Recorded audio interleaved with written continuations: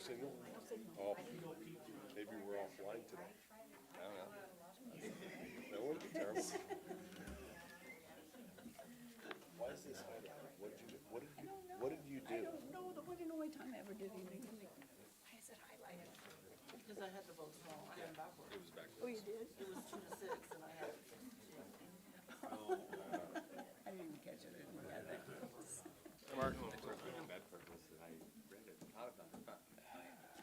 I looked at it like 3 times, too.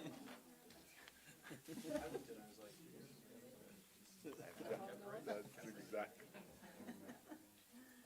Probably caught it. Somebody's pretty good about letting us know if he's. Actually, Kevin's allowed. That's. Kevin's, been in here and he's good. That home is great place. Yeah, there he is. She had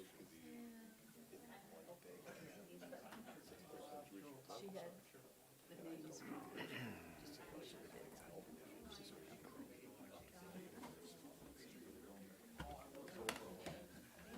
Well, good evening, everybody. Welcome to the North Platte City Council meeting here on Tuesday, October 17th, 2023. It is 5:30.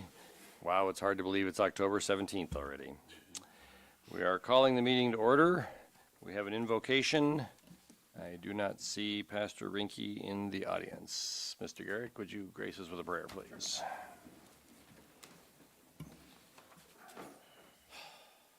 Heavenly Father, we just ask for a special prayer of guidance and wisdom. Please be with us to direct our words and our decisions. And thank you for the people that have a servant's heart. Bless them and be with them. In your mighty name I pray. Amen. Amen.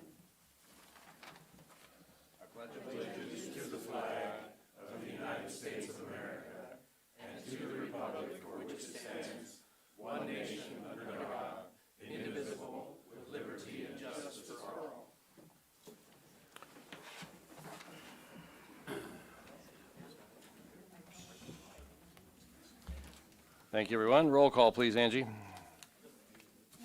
Here. Bowles, Here. Lucas, Here. Here. Here. Here. Wood. Here. Thank you. A current copy of the Open Meetings Act of the State of Nebraska is posted on the wall at the back of the council chambers. Meeting procedure: the public may address specific agenda items at the pleasure of the mayor. If recognized by the mayor, please identify yourself by stating your name and address. Please address the council through the mayor and limit your remarks. We respect our city employees and request that any complaints or criticisms of employees not be aired in a public meeting. Concerns about employees should be brought to the attention of the city administrator or the mayor. Individuals in violation will be declared out of order. Tonight, during the awards, accolades, and presentations, we're going to do a proclamation. Some of you may not know that October is Domestic Violence Awareness Month. So we're going to do a quick proclamation here, everybody. And I'm going to, usually I stand, but I'm going to sit here so that you can hear my voice through the microphone. So imagine me standing from this point on. Proclamation of the Office of the Mayor of North Platte, Nebraska. In the city of North Platte, in recognition of the important work done by survivors, domestic violence programs, and victim service providers, I urge all citizens to actively participate in the scheduled activities and programs sponsored by the Rape and Domestic Abuse Program and other community organizations to work toward the elimination of intimate partner violence.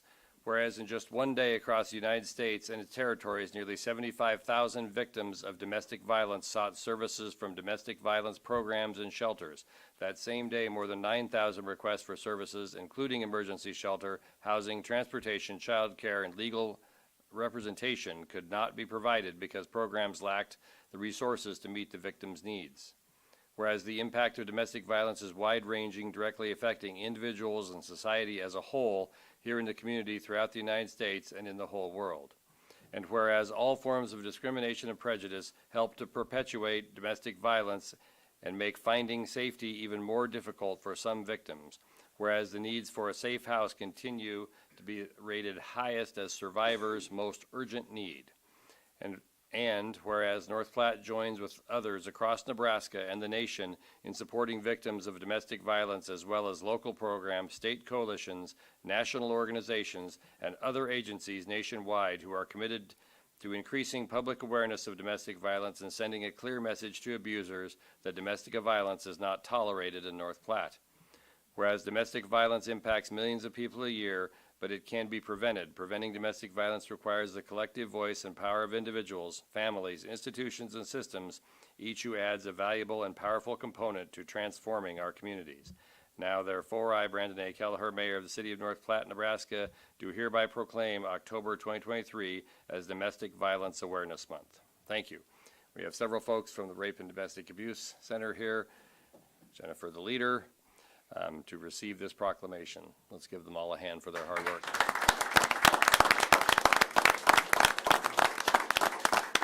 I almost forgot. Please wear some purple on Thursday and post it on social media while tagging rape and domestic abuse as part of that process in honor of their efforts. Thank you. Let me give this.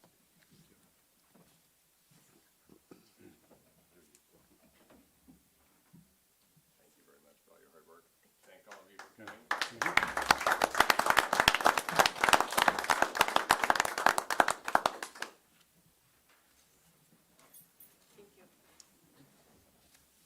You're not going to stay for the meeting? Come on.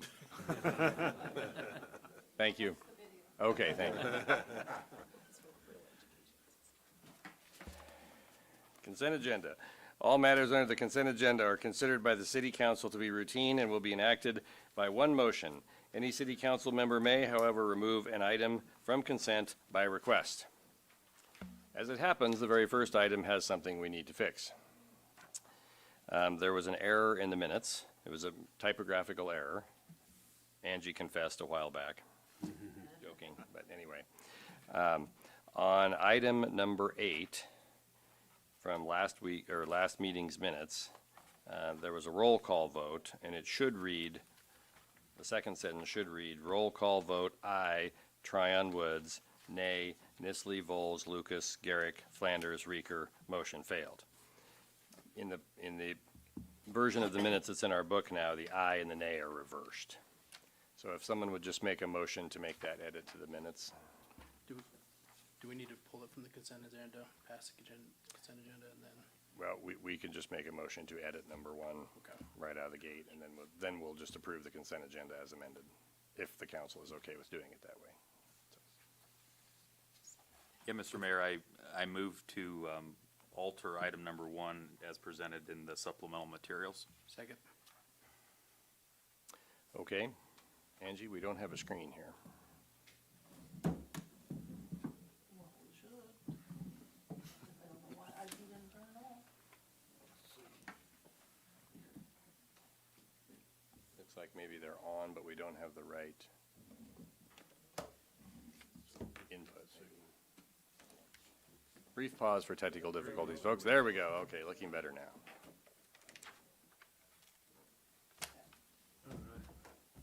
All right, so what we're doing is voting on an amendment as described to number 1.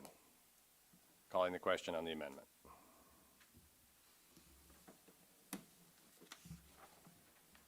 Okay, approved. Number one is now amended. Now, council, if anyone would like to make a motion to approve the consent agenda, that would be very helpful.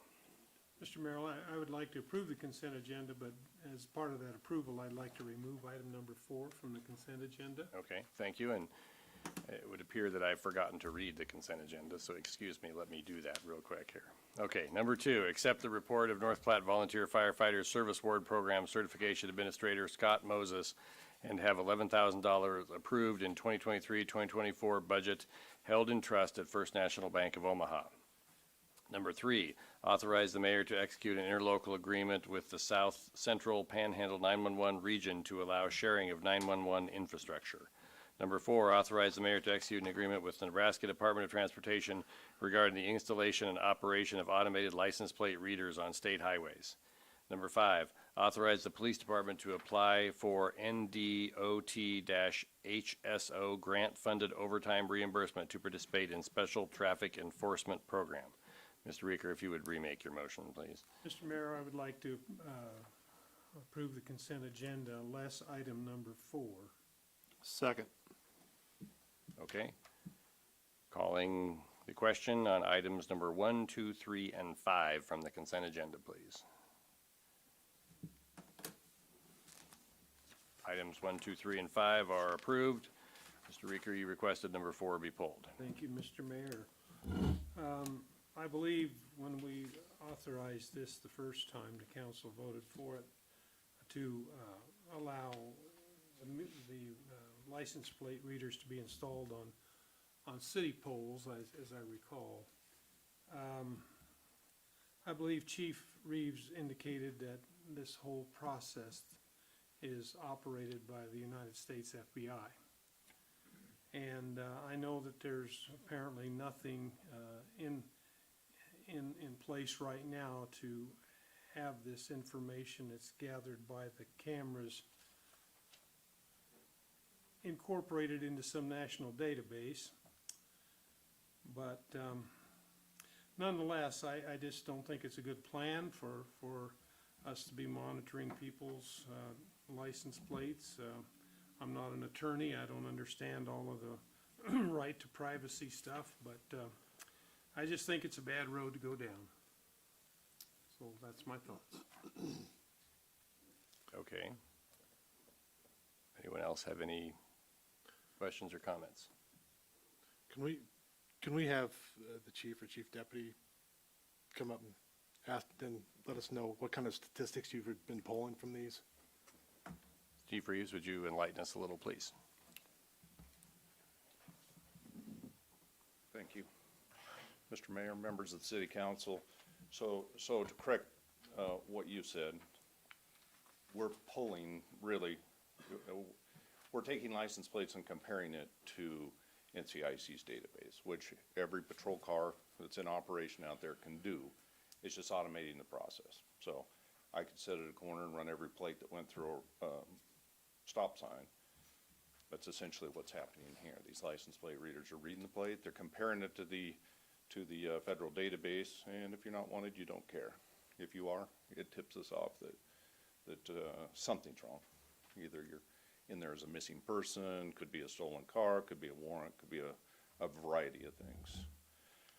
As far as the use of these by the police department, we put them in sometime last October, so we reported our statistics to the Crime Commission as per the state statute in January. Since January, then we've monitored our activity January 1 through today. Had it not been for those cameras, we would have missed out on 64 arrest warrants, 10 stolen vehicles valued at about $122,000, an electric bike, 11 stolen license plates,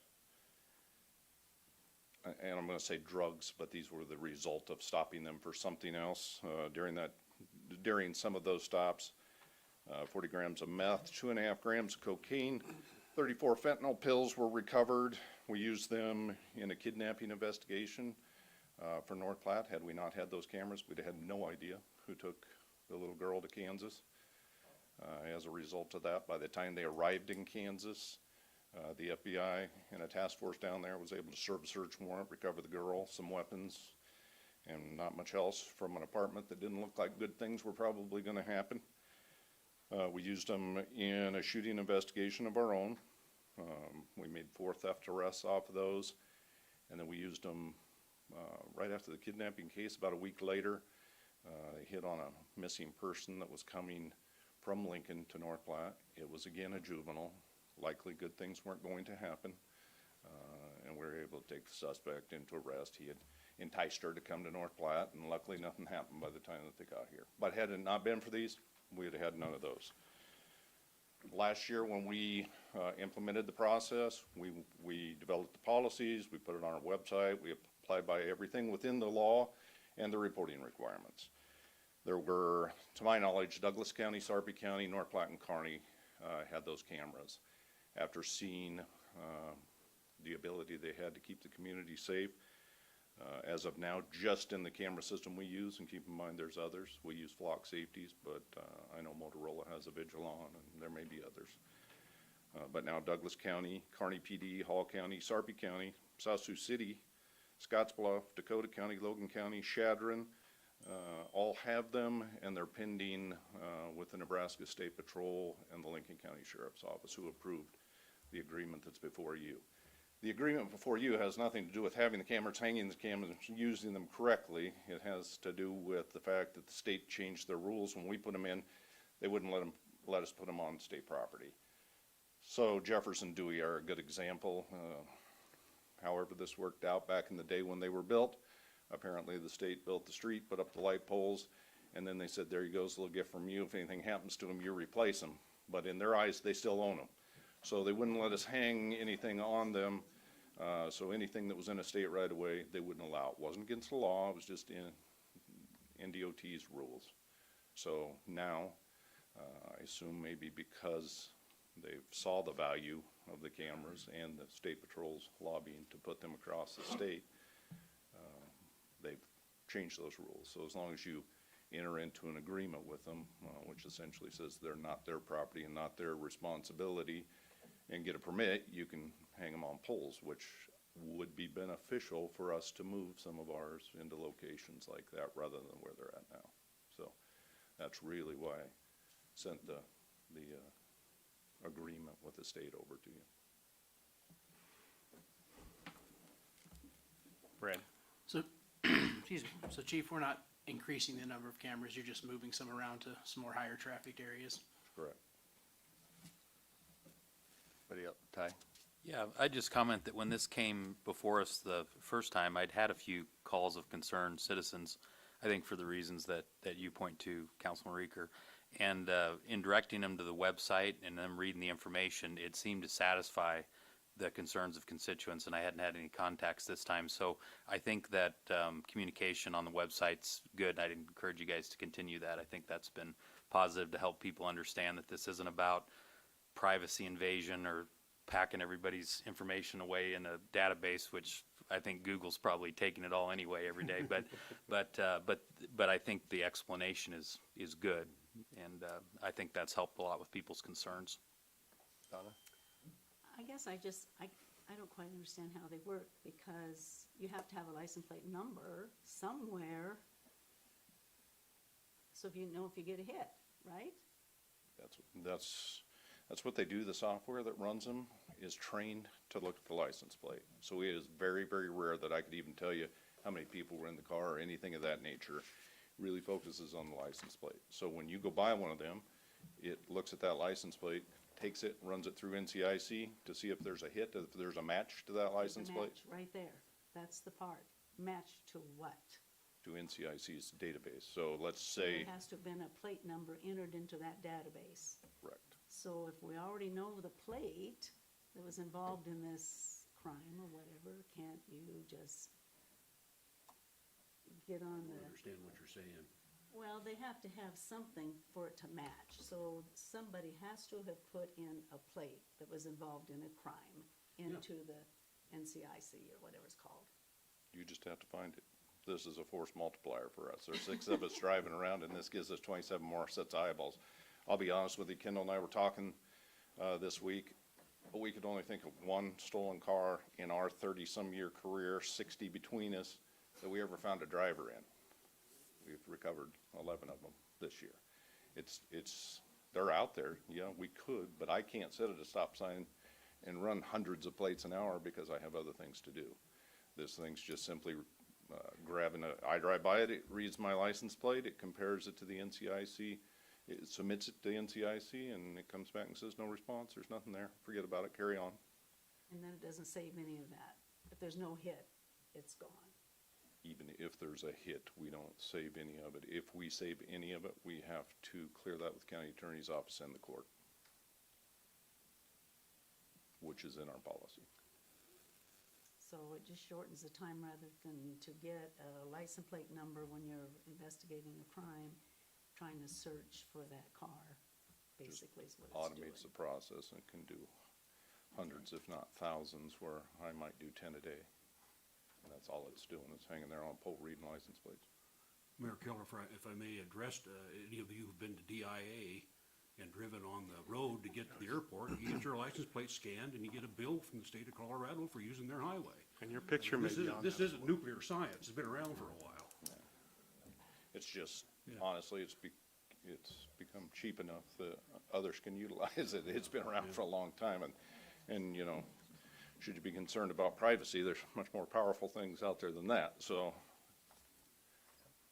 Anyone else have any questions?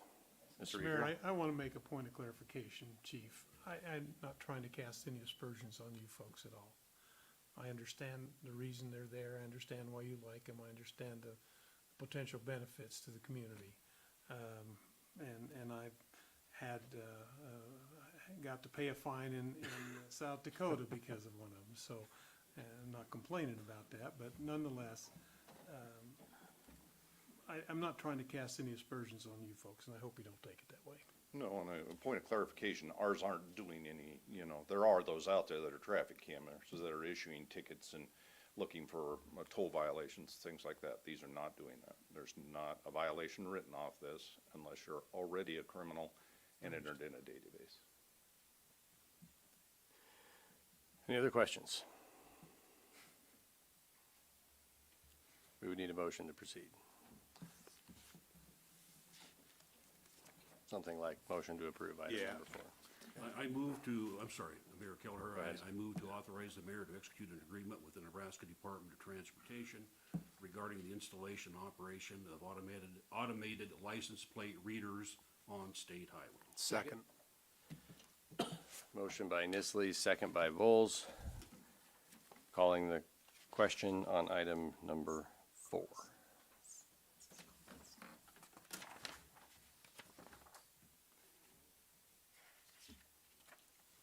It's thinking about it. Item number 4 is passed.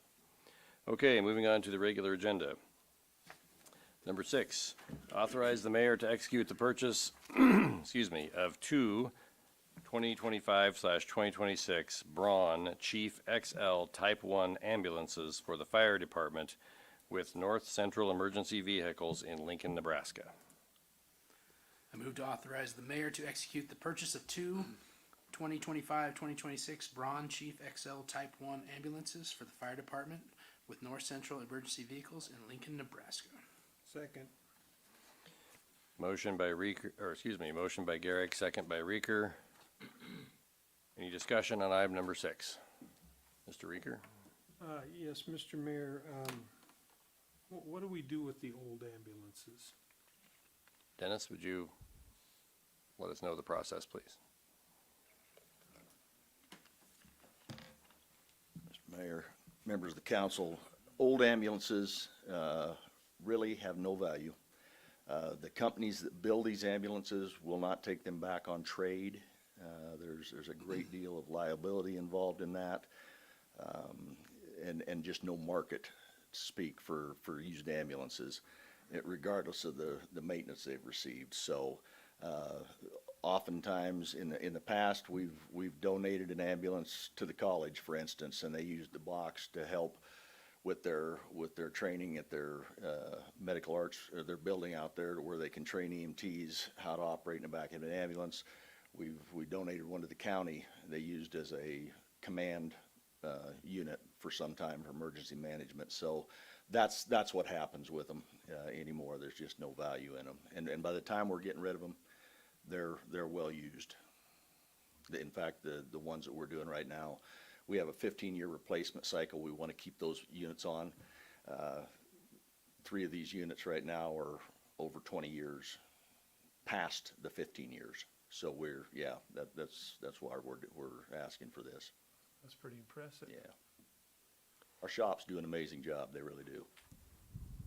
Thank you. That was my question. Other questions or comments on item number 6? And did you budget for this? No, this is going to be done. What this is doing is saving us a place in the queue, or in the process for 3 years out. This basically assures that we'll have a chassis available for our builds, and what happens between now and then, who knows? But that's what this is doing. This will be budgeted further on down the road then. See, thank you. Other questions for Dennis before he sits down? Thanks, Dennis. Further discussion? Seeing none, calling the question on item number 6, please.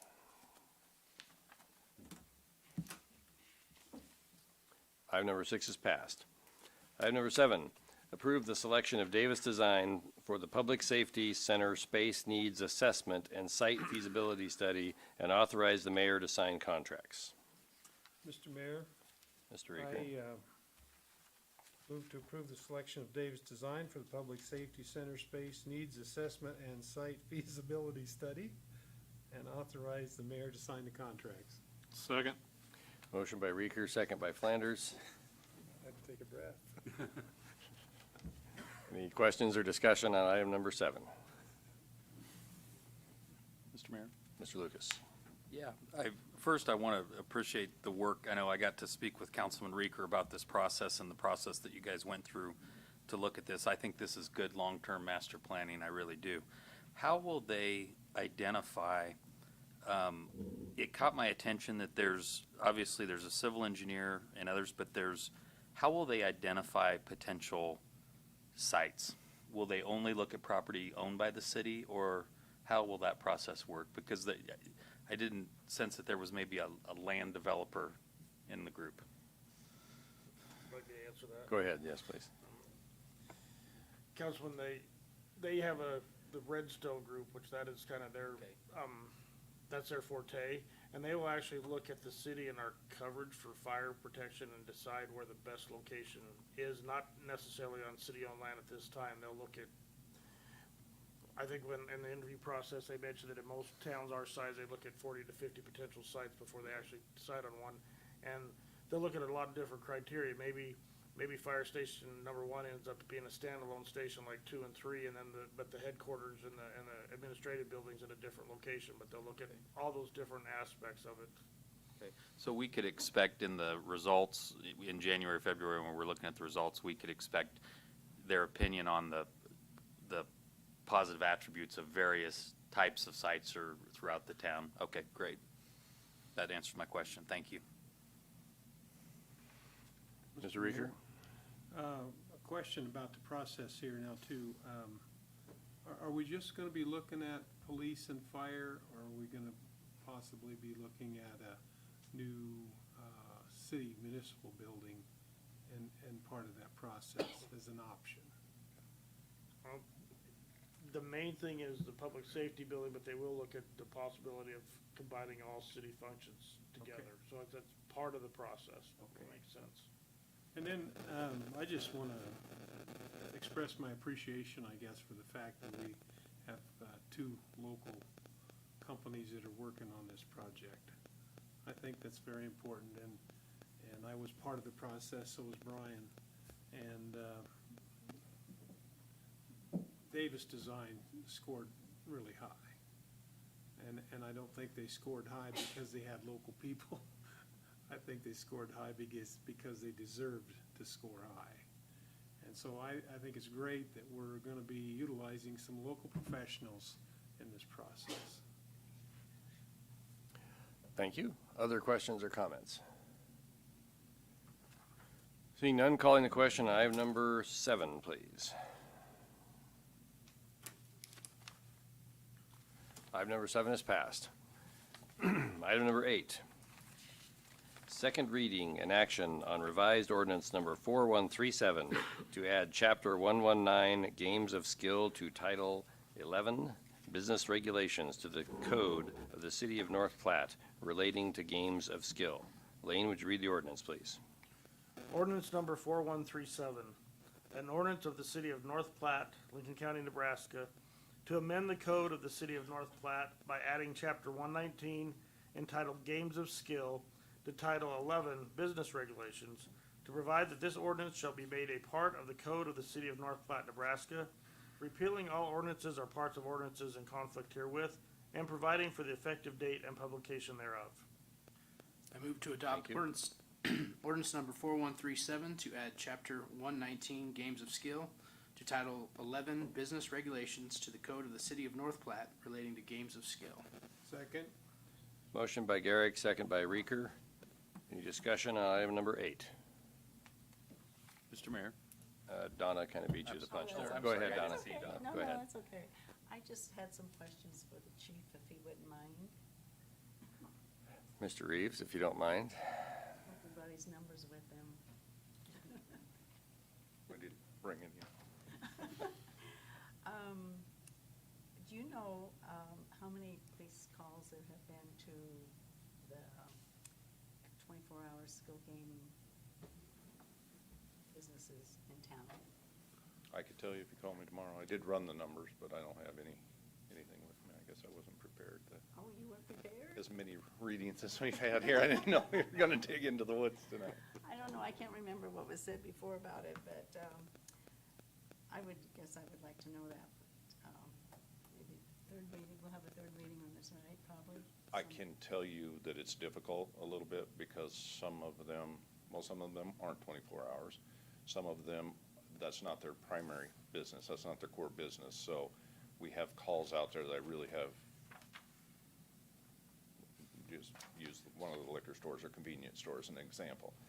Might be several reasons we'd be out there and may or may not have anything to do with skills games being in them. So I have a little trouble, really, to be honest with you, trying to pin down and tell you that we've had X amount of calls to these establishments related to the skill games. It's kind of difficult to parse out, I guess. I mean, there's a couple of them, that's all they do. There Right. again, it may not be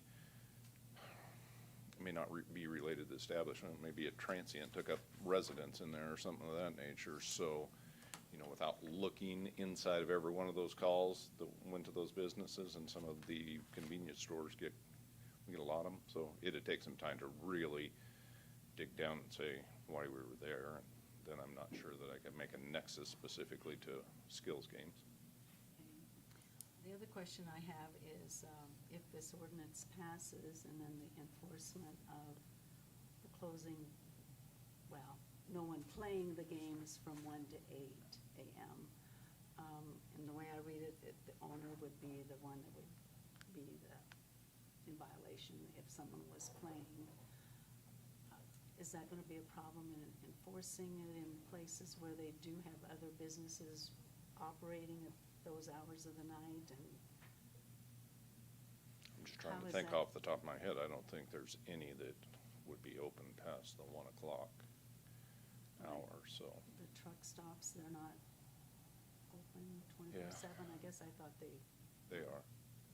I mean, I kind of liken it to a liquor store. You know, you don't want to risk your license, you don't want to risk getting arrested, so that's kind of, onus is on the owner. I would think that they would certainly come up with some mechanism to disable those or turn them off so that they weren't in violation. I don't think they would want to get in trouble with the state or the city, so. No, I don't think they do. They just didn't feel like maybe people would abide by, you know, the hours without shutting them off, and they feel like it's kind of hard on the machines to do that off and on. So I was just curious on how, if it were to pass, how it would be enforced if someone was gonna go out every night and check, you know? No, I can't say that we would look every night, but we would certainly, if we saw it, we would address it. And to begin with, we might look for a few nights just to make sure that everybody's complying. But I think any responsible business would abide by whatever y'all pass. Nothing more for you, I don't think, but I would just like to say, to me, it seems like this ordinance is kind of punishing a legitimate business, and it doesn't seem to appear that it causes a lot of trouble in town. I'm not sure about the enforcement aspect of it, if the owner is gonna be able to monitor his machines when he's got other business to take care of, such as like Love's or any of those places. Just my thoughts. Mr. Mayor? Mr. Lucas? Yeah, I mean, as I continue to ponder this, I still feel that these establishments being open in the middle of the night, some of them unmanned, just create an undue burden on law enforcement that takes them away from other things in the community that we need, and that's why I'm in favor of this, along with trying to get some taxation that is closer to Keno and whatnot. I'd like to motion that we waive the third reading on this. And my basis for that is that we've had a lot of discussions on this item. Second. Motion by Lucas, second by Garrick. Any discussion on motion to waive the third reading? Seeing none, calling the question on the motion to waive the third reading.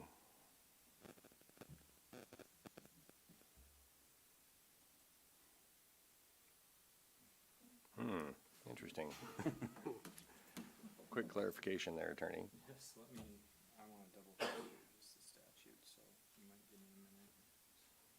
Okay, we're going to pause for a second while the attorney does a little bit of research here, folks.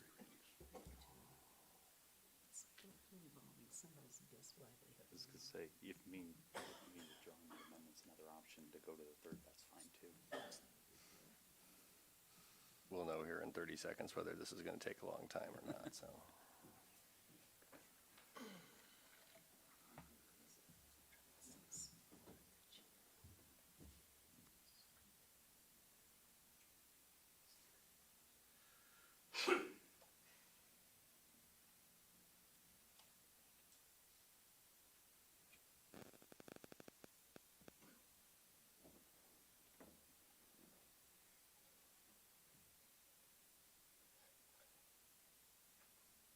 Need the Jeopardy music.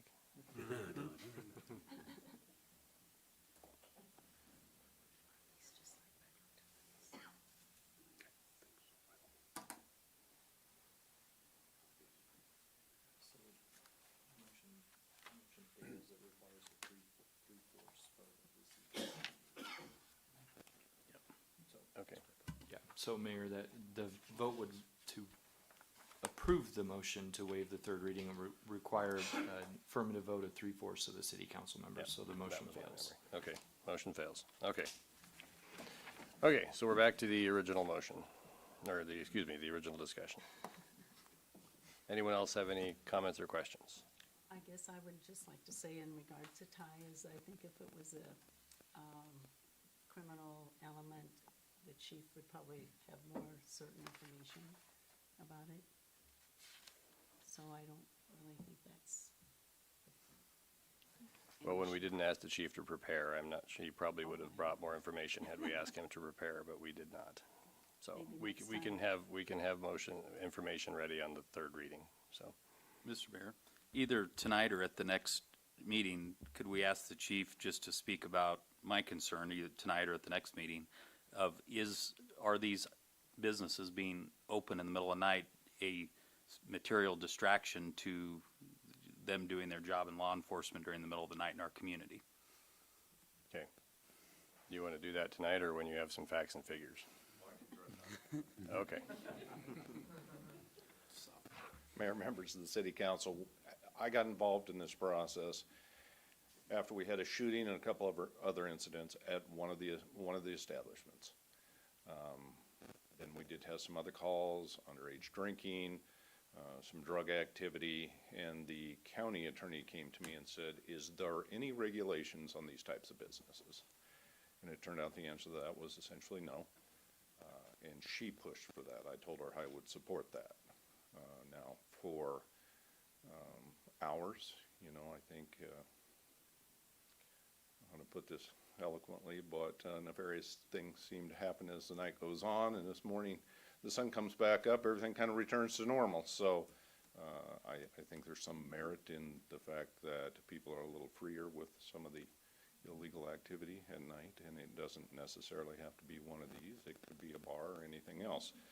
But in my discussion with one of the business owners, it was, well, we've kind of cleaned things up. My response to that was,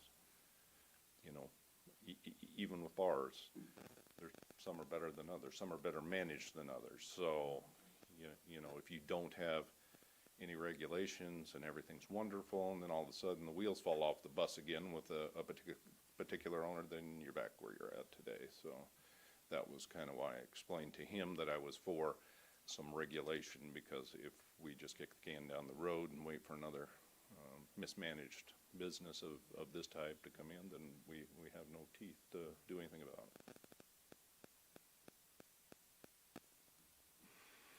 Thank you. Okay, any further discussion? Calling the question on number 8, please.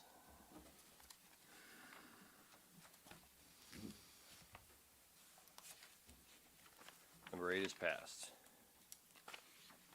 Mayor, Yes, sir. I move to enter into closed session for the purpose of discussing real estate transactions and contract negotiations in order to protect the public's interest. Motion for closed session. Do we have a second? Second. Motion by Garrick, second by Vols. Calling the question on entering executive session, please.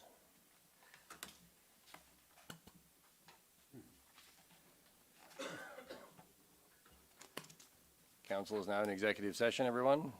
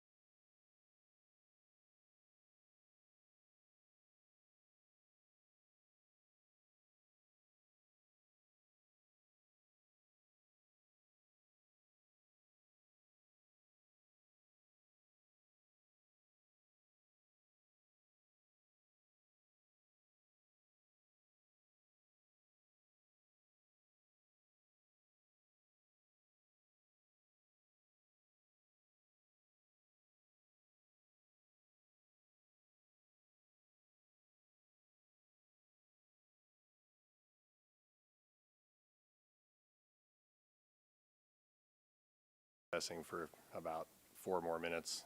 A couple people had to do a couple things real quick, so we'll start again at about 11 minutes till. We didn't think it was fair to leave you sitting out there in the hallway, so.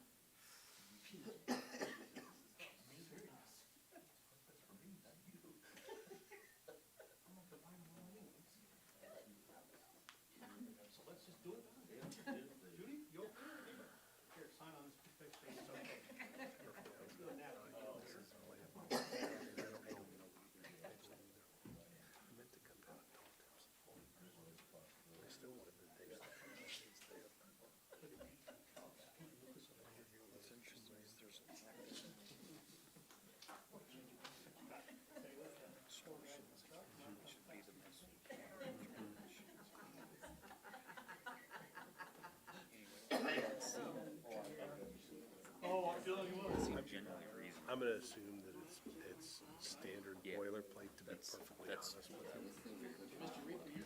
And when it comes to liability, it's not just to say, you know, that's, you get a lot for the more is the vehicle deductible and things like that.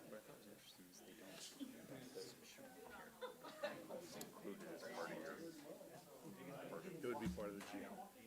It's all part of the GL. So that's exactly where that falls in. This is, Okay, everybody, we're back. Item number 9. First reading and action on ordinance number 4150 to authorize the conveyance of Lot 1, Block 1, Industrial Park 6 replat, North Platte, Lincoln County, Nebraska, by the City of North Platte to Hamilton Builders, LLC. Lane, the ordinance, please. Ordinance number 4150, an ordinance of the mayor and city council of the city of North Platte, Lincoln County, Nebraska, directing and authorizing the conveyance of a certain described tract of land, to wit, Lot 1, Block 1, Industrial Park 6th replat of Lot 2, Industrial Park 5th replat, being a part of Section 3, Township 13 North, Range 30 West of the 6 p.m., North Platte, Lincoln County, Nebraska, for and in consideration as specified, and providing for the manner of said conveyance, repealing all ordinances or parts of ordinances in conflict herewith, providing for the effective date and publication thereof. Mr. Mayor, I move to adopt ordinance number 4150 to authorize the conveyance of Lot 1, Block 1, Industrial Park 6th replat, North Platte, Lincoln County, Nebraska, by the City of North Platte to Hamilton Builders, LLC. Motion by Reeker, second by Garrick. First reading. Any discussion? We do have Mr. Hamilton in the audience. I'm sure he'd be happy to answer a question if anyone has one. Donna? I just have a question for us, I guess. Okay. Number 1, it says, not to request any further city incentives. Does that cover quality growth, TIF, everything? Is that what, I don't even know what else. Shot me on, whatever else It would be any incentive offered by the City of North Platte.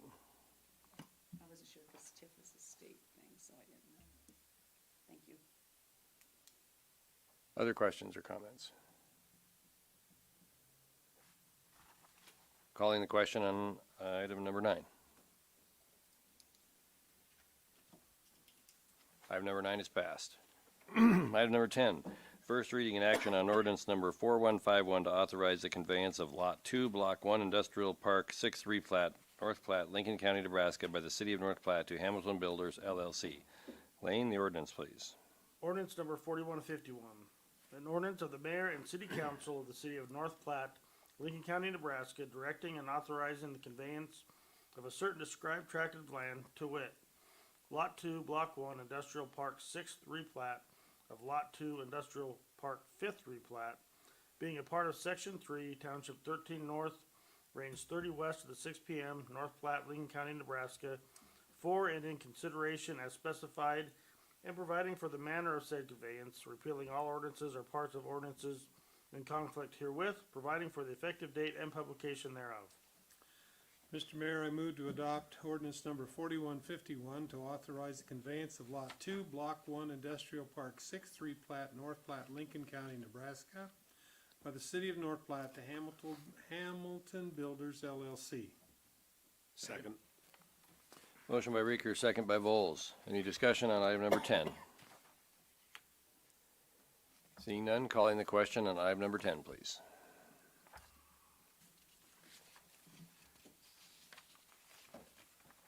Item number 10 is passed. Sensing a trend here. Number 11, first reading and action on ordinance number 4152 to authorize the conveyance of Lot 3, Block 1, Industrial Park 6th replat, North Platte, Lincoln County, Nebraska, by the city of North Platte to Hamilton Builders LLC. Lane? Ordinance number 4152, an ordinance of the mayor and city council of the city of North Platte, Lincoln County, Nebraska, directing and authorizing the conveyance of a certain described tract of land, to wit, Lot 3, Block 1, Industrial Park 6th replat of Lot 2, Industrial Park 5th replat, being a part of Section 3, Township 13 North, Range 30 West of the 6 p.m., North Platte, Lincoln County, Nebraska, for and in consideration as specified, and providing for the manner of said conveyance, repealing all ordinances or parts of ordinances in conflict herewith, providing for the effective date and publication thereof.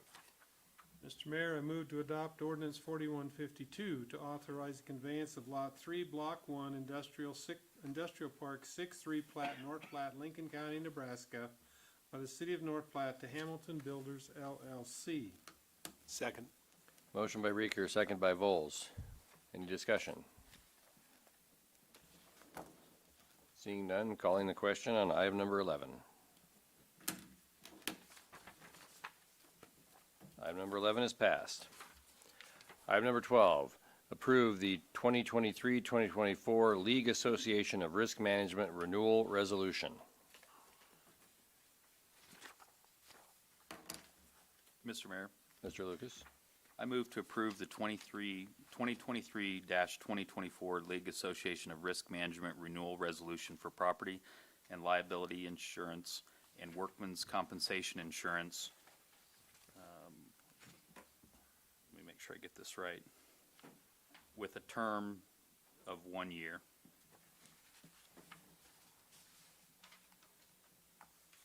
Is there a second? Second. Motion by Lucas, second by Vols. We have discussion on item number 12. Go ahead. May I make some comments about my motion? So here's, sadly, it's taken me 4 or 5 cycles as a city council member to really understand this. I read this closely every year. And I think the thing that I appreciate that we have LARM available, and I know Lane and the crew has worked very hard to try to manage our insurance costs down. But this discount program, I don't have a lot of comfort with. So last year, we did a 2-year deal for a 4% discount, right?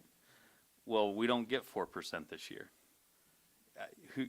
I would guarantee you that most council members, when they read this, would think that that discount went to the next year too. Well, that's not how it works. It's a one-shot discount on your first year, correct, Lane? Correct. Yeah, and so I would tell you that I'm bothered by that practice, and Lane, you're on the board of directors, right? So I mean, North Platte's very well represented in LARM. We're a big member, but frankly, I think this discount technique is kind of slimy, and I would appreciate you taking that feedback to the LARM board, because I think that they cause council members to think that we're saving 5% a year for 3 years or 2 years or whatever. Well, no, you got to divide that out. So the way that they present that, in my opinion, is a little deceptive, and I don't know if that's their intent. Maybe they just assume that we realize it's a 1-year discount and that doesn't carry forward. But in my eyes, we should be in a 1-year deal this year with a 4% discount. Because that's what I thought we signed up for last year. But that's not how it works. And so that's, do I understand that right?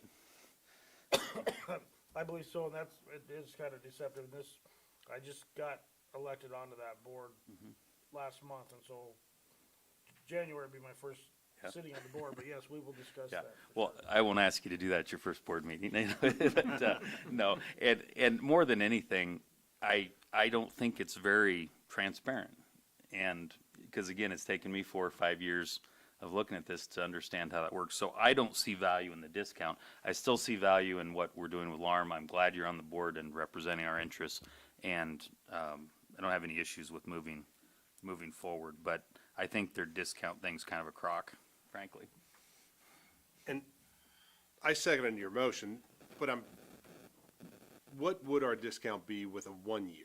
I'm not seeing a 1 year in here. It's a 2% discount on the down in the, if you go down, it's with the 188 on this 2% discount is basically the 1 year. Okay. So let's say we revamp that and do 180-day notice and a 3-year commitment at a 5% discount. It's 5% just this year, and then we Right. have to, But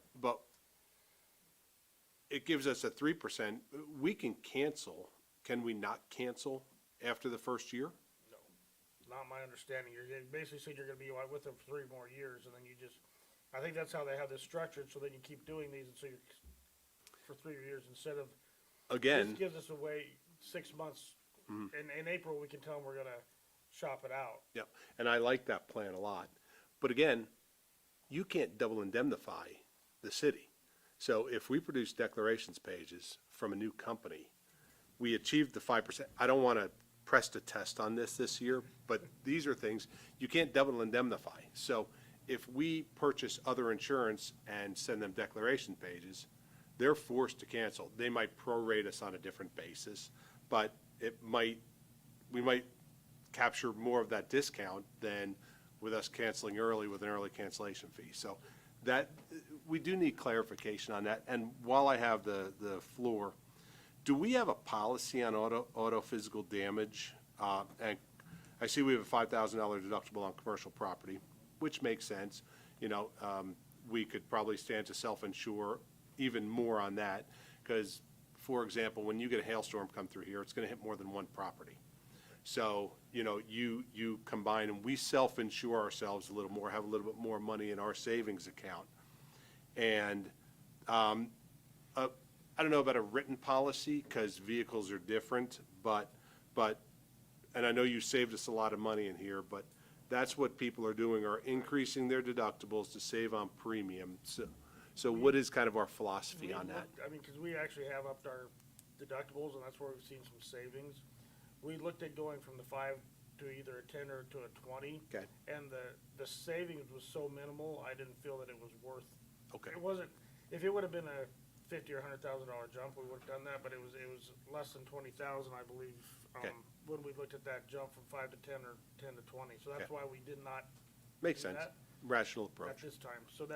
But we look at that every year, and it's something we continue to look at ways where we can, some of our properties where the values were less than the deductible, we just took off the schedule altogether. Perfect. And that's how we saw some of that, but that's what we continue to do. On the whole insurance discussion, I will tell you, there is probably one other company that would possibly bid on this. There's been 2 companies that have been insuring some of the smaller villages and cities in the state, and they got out of Nebraska as far as insuring them, and so we've had some more members join LARM because that's the only option they have, but there is still, for the bigger cities, there's still at least one other company that would probably bid on our insurance if we went out. Okay. Thank you, Lane. Go ahead, I'm sorry, Brad. So just a clarification for my own purposes, Mr. Lucas stated that last year we signed a 2-year commitment. How is this back on our desk after that? I mean, help clarify. Did I mishear, or how? It has to do with a 180-day notice. Okay. So if we were gonna provide a 180-day notice to exit, we'll have to do that midway through this year. Fair enough, that makes Otherwise, sense. we continue into the next year. Otherwise, we would be faced at roughly October 1st next year, there would be no insurance, and we don't want to be in that position, obviously, without doing further analysis. Thank you for clarifying that. Yeah, Mr. Mayor. Mr. Lucas? I realize in my motion, I don't know that I clarified the 180-day notice with the 2% discount. So can I clarify my motion to that effect? Why don't you, Yeah. why don't you withdraw and remake it for the sake of Okay. clarity, please? Okay, so I would request to withdraw my prior motion. Mr. Vols? I withdraw my second. Okay. Now you're gonna see me Here you go. fumbling electronically tonight. It's this. Okay, so, hang on, I don't have the, okay, there we go. Here we go. Okay, let's try this again. I move to approve the 2023-2024 League Association of Risk Management Renewal Resolution for Property and Liability Insurance and Workman's Compensation Insurance with a term of 1 year with a 180-day notice and 2% discount. Second. Motion by Lucas, second by Vols. Round two. Any other discussion at this point? I'm sure glad we got two guys on the council that understand this. 5 years, Ed.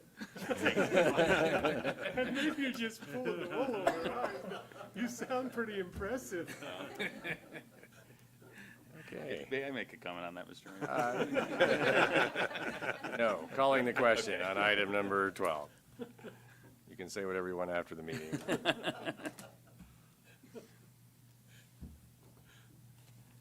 Motion's passed. Number 13, adopt the resolution approving a claim and authorizing the issuance of one warrant to Western Engineering Company in the amount of $141,324.71 to pay approved claim and referring to and incorporating the terms and conditions of ordinance number 3874 relating to warrant financing passed and approved on May 21, 2013. I move to, Go ahead.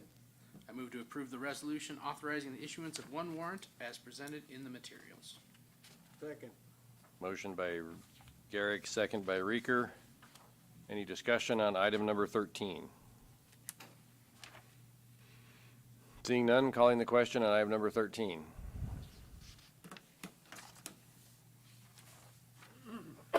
Item number 13 is passed. Item number 14. Second reading and action on to adopt ordinance number 4149, annexing 1617 East Railroad Street described as all of Lot 119 and the west 114 feet of Lot 120, Neville subdivision, Lincoln County, Nebraska, consisting of approximately 3.12 acres into the corporate limits of the city of North Platte. Lane?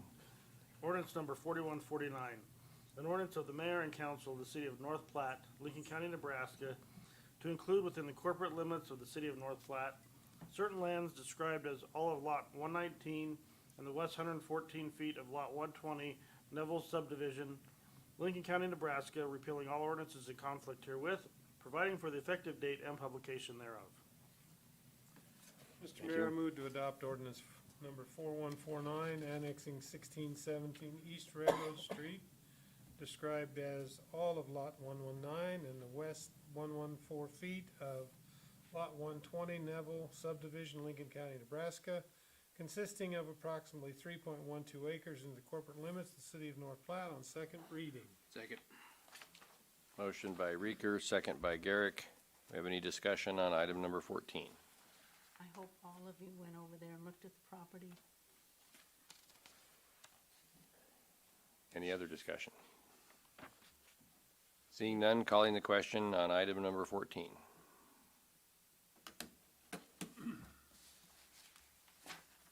Item number 14 is passed. Item number 15. This is a public hearing. We'll approve the to discuss approving the application, Mr. Reeker, the application, just letting you know here, so. You asked me last time we did this, so I'm just giving you a bad time, sorry. Okay. The public hearing would discuss approving the application for $4.5 million to assist with the acquisition of property, removal, remediation of environmental concerns, securing legal title, demolition, infrastructure, improvements, including drinking water maintenance and rehabilitation community-wide, with a focus on areas considered low to moderate income, and authorize the mayor to sign, submit, and execute all related documents and certifications. So as I was trying to give Mr. Reeker a bad time there, we did some other grant applications a while back, and he didn't notice that one was an application, so I was just pestering him about that, but I just wanted to point out that this is an application for this sort of thing, Thank so. you, Mr. Mayor. Yes. Opening the public hearing, so if anyone would like to make any comments, having a public hearing on this, Judy, correct me if I'm wrong here, but this is one of the requirements of the grant process, is that correct? Judy and Kevin are nodding. It would appear that we have someone who would like to comment regarding this public hearing. I would like to. My name is Eric Seacrest, and I live at 109 South Maloney Drive, and I would rather not actually be here. I've been in front of the council many times on housing issues, and it's unfortunate we probably have more housing problems than we have ever had in the past. And these problems have been identified in virtually every segment of the housing industry that this town depends on. My job is at the Community Foundation. We do not apply for grants. We accept grants and we review grants. And we pay grants. So I'm on the other side. But I know this about the grant process. Number one, if they have announced that they're going to give money away, they're going to give it away to some entities. And then number two, even if you were successful, you may not get as much as you hoped to get. And number three is if you do not apply for the grant, you don't get anything. I applaud the city for being alert to grant opportunities to help with arguably the biggest problem this community faces right now, which is housing. The area of housing this is attending to is residential lots that are being underutilized, that are being that have distressed properties, dilapidated, often unsafe, often out of compliance with your own ordinances. And we have, by almost every estimate, at least a few hundred of these. These properties are a waste of assets. They're a waste of community land that's owned by somebody, but it's not being used for the benefit of the community. They're a waste of infrastructures. An amazing amount of investment has been made in roads, in water, electric, sanitary sewer, and storm sewer. And nobody's living in them. Or if they are living in them, they're living in unsafe conditions. And to add insult to injury, these lots often are a hazard and a danger to the neighborhood properties who have them next door or nearby. Recently, a study was done statewide,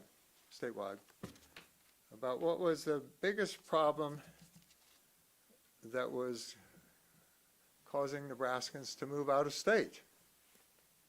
For the first time in history, housing was identified as the biggest problem that people saw that's causing them to relocate, not just out of a community, but out of state even.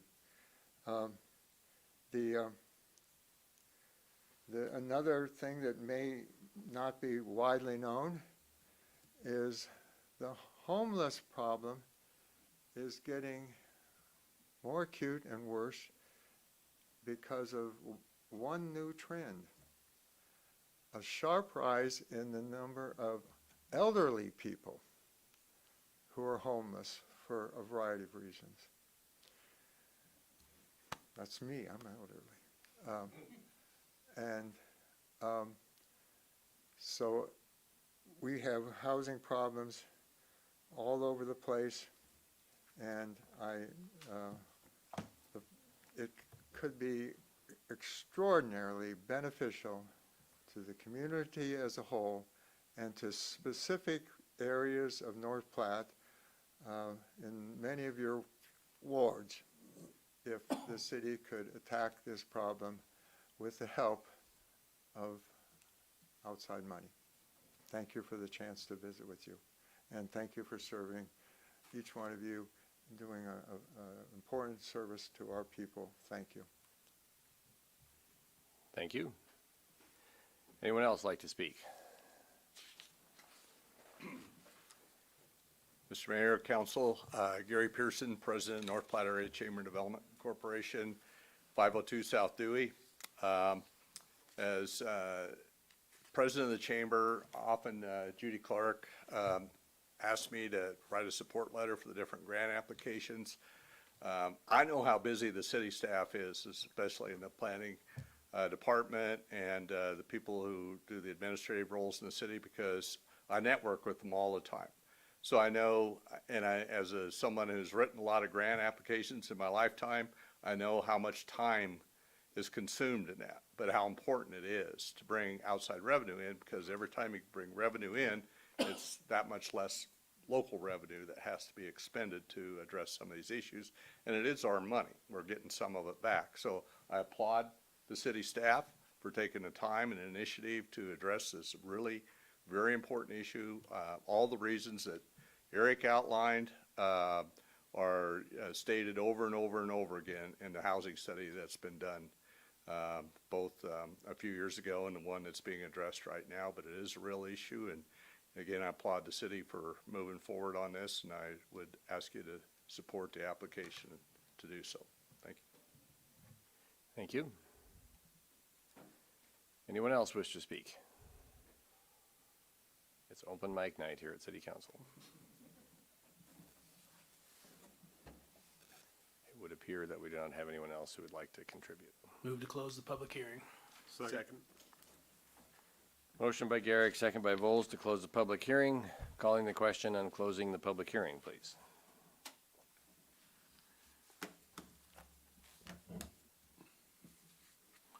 Public hearing is now closed. Council will now approve the application for $4.5 million to assist with acquisition of property, removal, and remediation of environmental concerns, securing legal title, demolition, infrastructure improvements, including drinking water, maintenance, and the rehabilitation community-wide with a focus on areas considered low to moderate income, and authorize the mayor to sign, submit, and execute all related documents and certifications. I move to approve the application for $4.5 million to assist the acquisition of property, removal, remediation of environmental concerns, securing legal title, demolition, infrastructure improvements, including drinking water, maintenance, and rehabilitation community-wide, with a focus on areas considered low to moderate income, and authorize the mayor to sign, submit, and execute all related documents and certifications. Second. Motion by Garrick, second by Vols. Do we have any discussion on item number 15? Seeing none, calling Mr. Mayor, Mr. Reeker. thank you. I needed a little rest, so I read this thing. And I guess the old adage is, the man that has the gold makes the rules. Holds true here. When I looked at page 94, it talks about environmental justice as one of the things that we have to comply with on this grant. I didn't know what the heck environmental justice is, so I looked it up.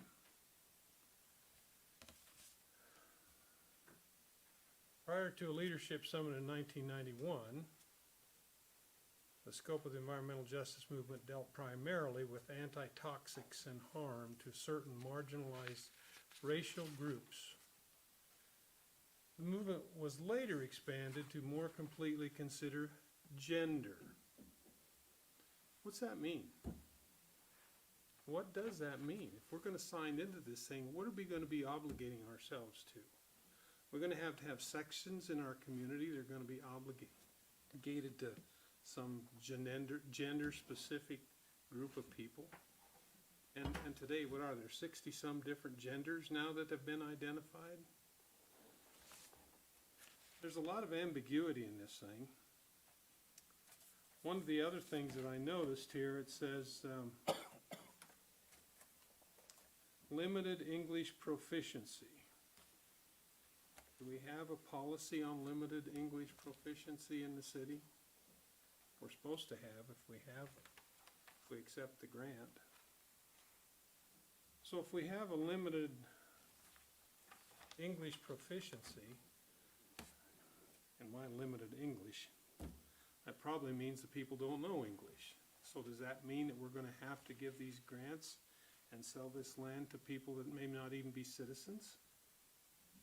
Do we know the answer to that? Are we gonna be giving our tax dollars to people that aren't even citizens?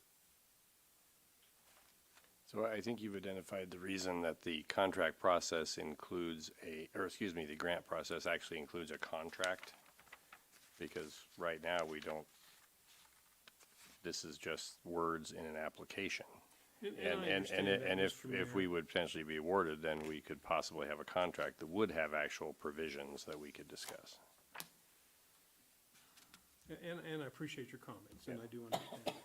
I guess part of the reason I bring these things up is that in a very limited amount of time, the definition of these terms has been expanded so greatly that what does it mean? What are we gonna be obligating ourselves to if we actually accept the grant? I guess the thing, and it looks like we're gonna have to have additional staff to handle this I forget what the title is now, but this particular part, we're gonna have to add staff is the way I read it. Is that correct? Yeah, not necessarily, but Judy, if you wanna.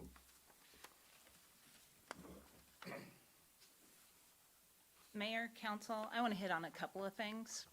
The environmental justice, it essentially means we do not discriminate. We do not discriminate based on race, gender, anything. We do not discriminate. So this grant would be provided to people on a non-discriminatory basis. That's what that is. Do we have an LEP? Yes, it's a 4-factor analysis that we have approved several years ago when we've applied for community development block grants. It's called Limited English Proficiency. So basically that 4-factor analysis is a document of about 10 pages that says, how many individuals in North Platte do have limited proficiency and what our steps would be if we did have an issue with that. For example, I had an individual in my office who spoke no English whatsoever. They spoke Spanish. I called the police department, got a hold of one of our staff members that spoke Spanish, and they interpreted for us. So we do have those in place, and we do have that 4-factor analysis that has that. So any of those things, it's basically anti-discrimination. We are saying we are not going to discriminate, and I would hope that that would be true. Excuse me then, so Judy, with that statement in mind,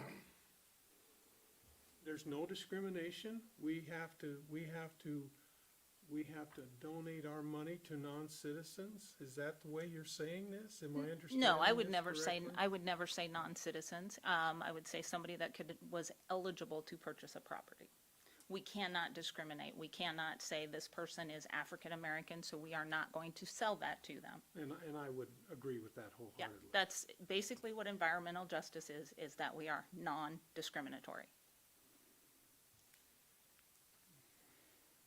The other thing, as far as hiring staff, that's really gonna depend on when we get this grant. These are federal grant funds. More than likely, it'll take them a year to award the grant. More than likely, it will take us a year to get the program established. And at that point, we can determine whether or not we would need to hire staff. There may be staff that we have that is in another department that could come over and do this. It's possible that I would administer it. It's hard to say. We'd have to see if we get the funding to do that. Okay, thank you. Yes. I guess the other comment that I have is, there's no such thing as free money. right now, we're $33 trillion in debt as a nation. And we continue to get this free money that obligates us to more and more responsibilities and hazards that are given to us by the federal government. I think it's just totally irresponsible, first of all, that we're $33 trillion in debt. But by accepting this debt, by accepting the grants, we're continuing to put ourselves and our country in this very compromised position. So those are my comments. Any other comments or questions? Donna? It was tough reading through this, I'll tell you that. I just felt like, just keep it simple, too much government, too many strings, and I didn't really care for it. I looked at the allocated costs for various things, and maybe it says in here, but I didn't see where or how many properties that might rehab based on this money. I did read we had 404 properties identified, but if you take that into that's 11,807 per property, I guess. I would rather know how much we anticipate spending on allocating or obtaining the property that needs to be bulldozed down or rehabbed, so we kind of know. I mean, there's lots of information in here, but not what I wanted, I guess. If I may, Mr. Mayor. Go ahead. When we had the original grant of $1 million, we figured that would take care of about 35 properties. So at $4.5 million, we're probably in the 130 to 150 properties. And you can't answer that specifically because each property is going to vary as far as the needs, the size of the structure that might need demoed, what its condition is, if it has asbestos, different things. So to put a specific dollar amount on each lot is impossible until you actually have lots, that you're actually going to talk about. So knowing that there's a huge need and how many lots it would actually take care of, it's going to vary. It could be 100, it could be 200. It just depends on how much each one's going to cost to do the different things that need to be done. Well, and I figured that, but I just thought, because I have no idea. I mean, I can call people and say, hey, what's it cost to knock something down, and they can tell me, but, way too much government for me.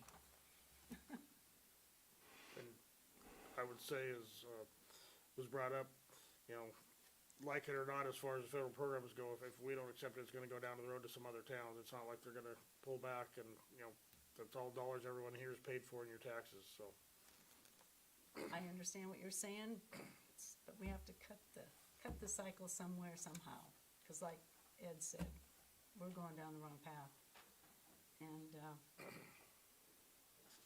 I would rather see our community take care of this stuff on a case-by-case basis, as we are doing. I think Mark had something to say ahead of you, Pete. Go ahead, Mark. Yeah, there's a lot of language in here that gives me pause. A lot of it's been covered. I won't go over it again, but this section about excessive force by law enforcement agencies on nonviolent civil rights demonstrations. I've thought about this and what it has to do with housing, and the only thing I can come up with is, are we going to have to allow homeless people to camp on our streets and in our parks because it's a nonviolent demonstration of their right to have housing, which I don't agree with to begin with. It's not the government's job to provide housing for people. It's the people's job. This is a country that gives you the right life, liberty, and the pursuit of happiness. You can be anything you want. It's not my job to provide for you if you don't take advantage of it. And it doesn't matter, the more money the government gives to something, the more it costs. Look at schooling. We have one of the highest rates in the world, and our kids keep getting dumber. And I know what they're teaching them in school, and most of it has nothing to do with academics. So it's just gonna keep getting worse, and we're gonna keep giving them more money. Inflation in housing is gonna keep going up if the government keeps giving money to it. That's it. When do we stop this? You know, yeah, it's gonna go to somebody else, but boards like us across the country have to say no to this. That's enough. Pete? Sorry. I was lost there for a second. No, I didn't. Judy, would you please address the council and the audience and just remind us why we're here again? There's an old adage, cutting off your nose to spite your face, or falling on your sword, or many other sayings and parables, but the money, Judy, just go ahead and explain how we've gotten here and bring some rationale back into this and what we're doing for North Platte if we were to obtain this $4.5 million grant or any grant. Okay, this grant is called the Pro Housing Grant Program. It's called Pathways to Removing Obstacles. This is not a grant program to provide free housing to homeless.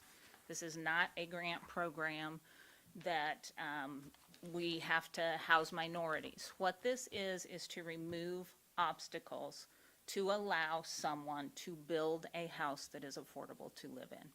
One of the biggest obstacles in the city of North Platte, or all across the state, and probably across the nation, is the cost to find a lot to build on.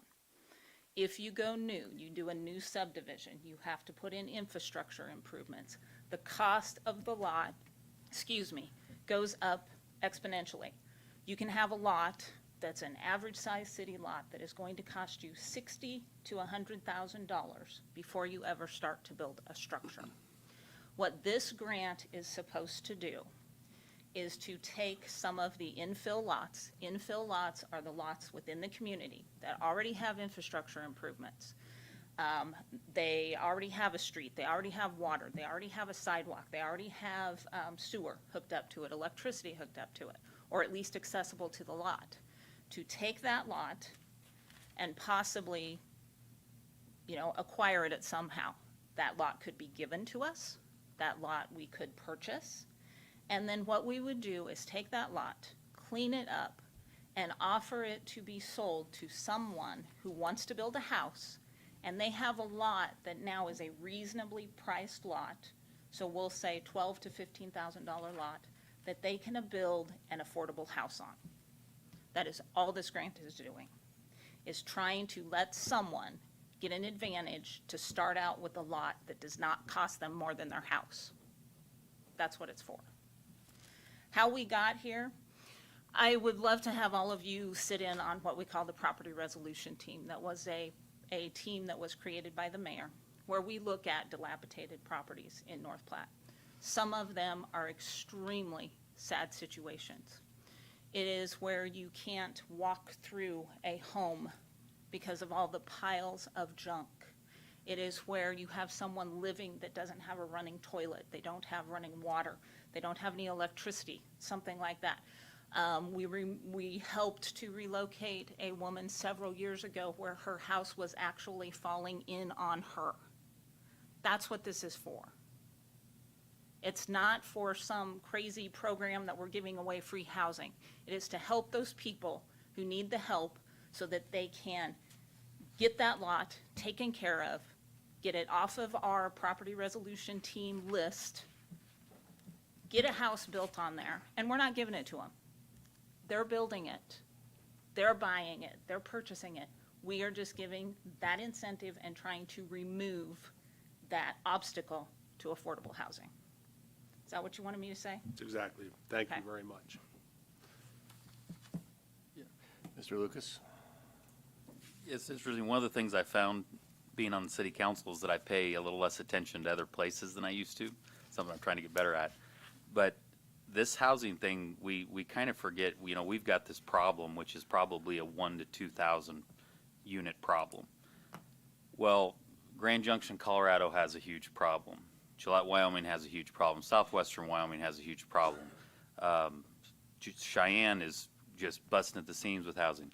Columbus, Norfolk, Lexington, McCook, Sidney, every town in South Dakota. So we're fighting a big battle here. We've got these employers online, and it's not like we're out here on an island with a housing problem and the developers are going to find us and fix our problem. We're going to be competing against all these other communities that are seeing growth in the post-pandemic era. And it's probably an extreme example, but, you know, I might not like it that the federal government subsidizes the U.S. mail system, but are we going to go hire 3 couriers and buy 3 cars and go deliver all of our electrical statements every week? Or are we going to utilize the federal government infrastructure that's available to try to make our situation better? And so I don't think anybody at the federal government cares about North Platte, Nebraska making a statement by turning down a grant or not applying for a grant. I mean, we might be on CNN for a minute, but after that, we just lost out on a resource that would otherwise ultimately help our problem. And ultimately, if we can grow this town, we can ultimately put more tax dollars back in people's hands and make this a more attractive place to be. So I'm in 100% support of applying for this. I appreciate all the time you spent on it. Mr. Garrick? Thank you, Mayor. So actually, I agree with you, Ed. Mr. Reeker, I definitely agree. Anytime you take money from the federal government, there are always strings attached, and there are things that come along with that money. You're absolutely right. Now, the deciding factor to me is this is an application. So similar to the $1 million, when that deal eventually came down the pipeline, we took a look at it and we decided that that's not a good deal for us. So unless we at least put the application in and just see the language down the road, we'll never know.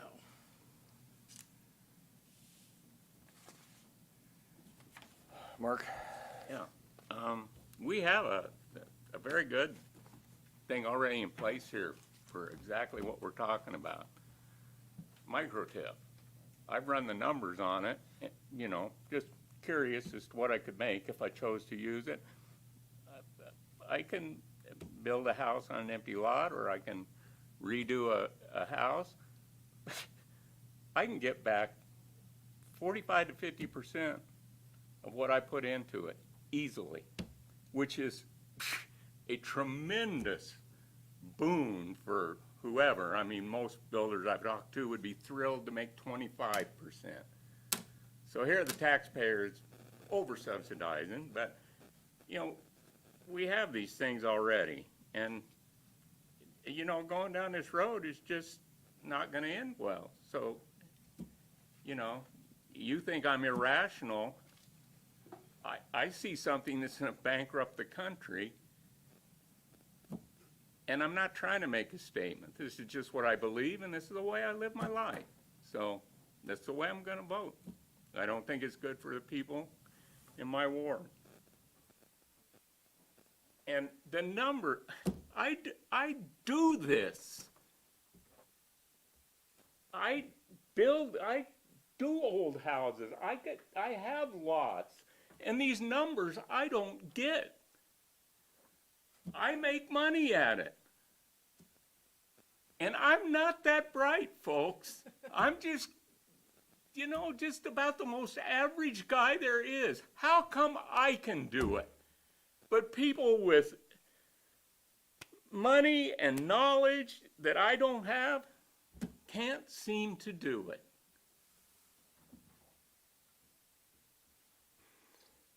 Donna? I'll make it short. I don't know how long ago, it was been within this last year, I did talk to a reputable builder here in town, and he was getting nice lots for $30,000. So I don't know if that lot price is quite right. Just another comment, the homestead exemption, these are unintended consequences because people get the homestead exemption and they stay in their houses forever until they do fall down. Whereas if we repealed that, they had to pay some taxes, they would probably be more inclined to move out because they couldn't afford the taxes.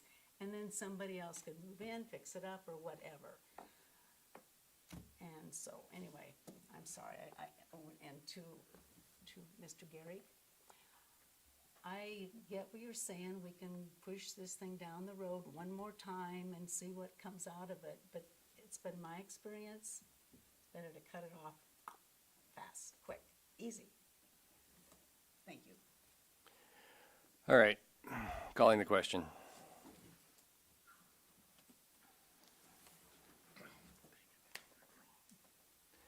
Motion is passed.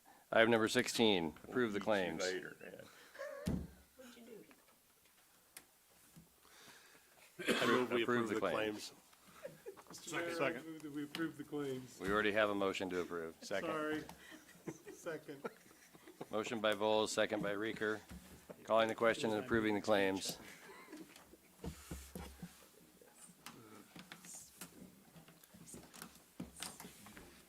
Claims are approved. Public agenda request. We respect our city employees. Request that any complaints or criticisms of employees not be aired in a public meeting. Concerns about employees should be brought to the attention of the city administrator or the mayor. Individuals in violation will be declared out of order. Do we have anybody who would like to make agenda request item? No one is moving. Mr. Reeker? Mr. Mayor, I move that we adjourn. Second. Motion to adjourn by Reeker, second by Flanders. Calling the question and adjournment, please.